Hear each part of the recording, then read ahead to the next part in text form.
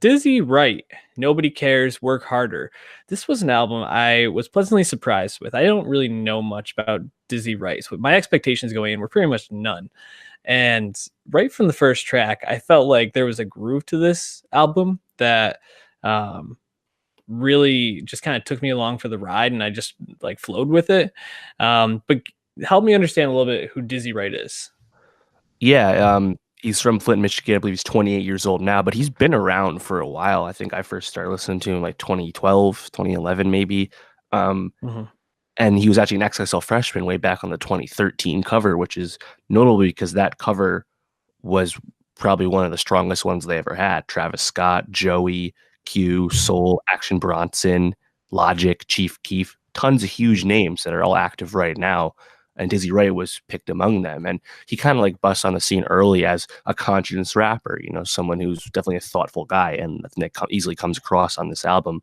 Um, but he like first got his big break because he was signed to Funk Volume. He was signed to Hobson.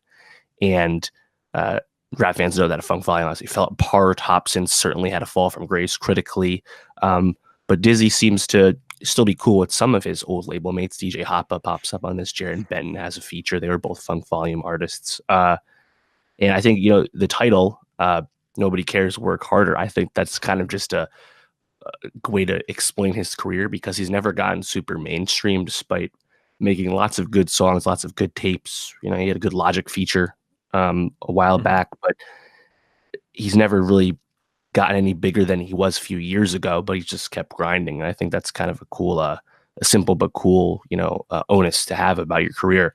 And yeah, I thought this was, I don't want to say it's more of the same negatively or anything, but I think like it's what I've come to expect from what Dizzy Wright does. But I actually haven't been checking out a lot of his recent music. So I was happy that I saw this was coming out and gave it a chance because I liked it. Yeah, I mean, it's interesting. I think he, as an artist, I wrote down nothing really stands out about him, but it just feels so quality. I think in terms of, I don't think there was one song on here that I was like, wow, that was absolute crap. But there weren't a lot of songs that I was like, oh man, got to put that one on the playlist or got to save that one for later. Um, I think I think he's kind of in that middle tier of rappers right now, and that's an okay place to be. Um, but I'm sure for him, it's disappointing to feel like he's kind of stuck in a sense. And I Yeah. think the album title, alludes to that.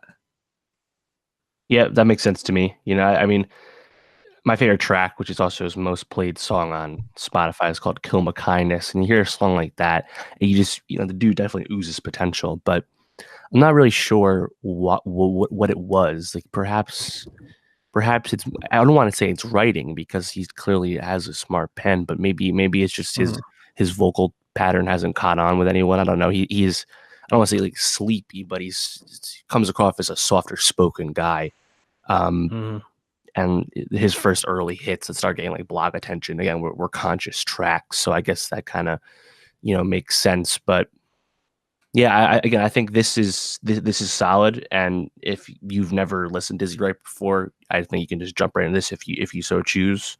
But I also don't think this will change his current predicament. This will probably get under listened to just because that's kind of been his wave this whole time, unfortunately.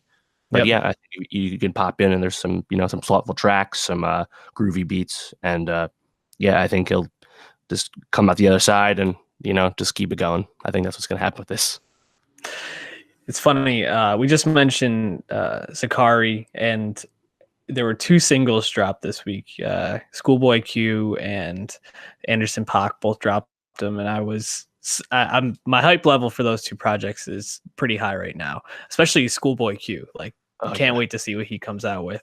Um, you know, Dizzy Wright isn't going to come anywhere near those guys, but this is still a solid listen. And if you don't have anything else to check out on your New Music Friday, you could do a lot worse than Dizzy Wright. Any songs here that stood out to you or that you want to give a shout out to before we move on?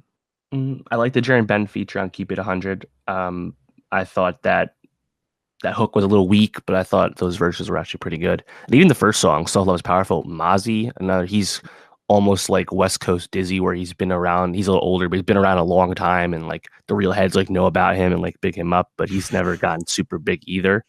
So that's kind of Mhm. a interesting I guess, collab there for the meta reasons. But yeah, I think you just jump around. There's plenty here. Yeah. Self Love is Powerful is probably my favorite. Shout out the Real Heads. Hmm. Love those Real Heads